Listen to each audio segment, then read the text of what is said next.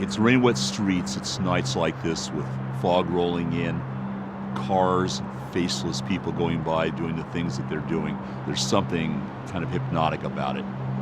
That's when I get inspired to carry what these streets are like, what the city is like, the mysteries, the stories, the thousands and thousands of people that you pass that are going by as shadows in this wet, cold, dangerous environment. I wanted to grab that. I wanted to take it into the future, and where I took it was Cyberpunk. What I loved was the fact that it was a combination of dystopian society, a lot of technology, with this really great overlayer of almost film noir. In a cyberpunk world, I realized real soon, was a world where people had the technology, but it didn't fundamentally change the fact that there was a lot of treacherous, nasty behavior, large weapons, and a lot of sort of serious danger all about. The important part in Cyberpunk is just that. It's not the technology, it's the feel. It's getting that dark, gritty, rain-wet street feeling, but at the same time getting that rock and roll, lost, and desperate and dangerous quality. Cyberpunk is about that interface between people and technology, but not in that transhumanist way where it's all about the technology changing or improving them. It's about how people use things.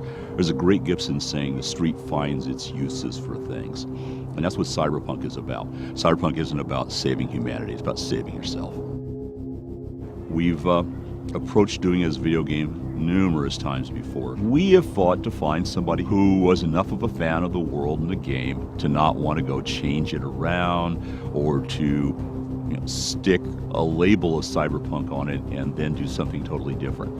And so when CDPR approached us, what we realized really rapidly was these guys are fans. These guys know the material. They're quoting things back to me I've forgotten. So they got it. And that's an important thing. You have to be able to understand why this world exists. They're dragging my butt all the way over to Poland several times a year. We're excited because there is a really strong element of cross-pollination.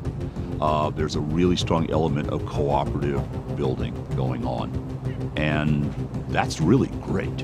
Cyberpunk 2020 was about early cyberpunk. It was a world in which people didn't know a lot about what the tropes were, the feel for it. The great part about 2077 is that it's a mature form of that. We're basically able to progress a larger arc.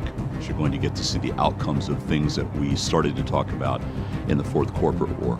And we're going to be able to let players who've played the previous game to see how those progress, see where they go to, and how they'll shape them.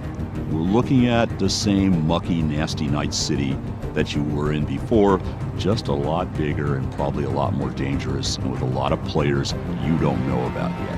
2077 is about the cyberpunk you thought you knew, scaled up, bigger, badder, stranger. It's the visual component that the frozen pictures we would put in the books can't give you. It's the sound, it's the feel, it's the movement. 77 is going to be about being there.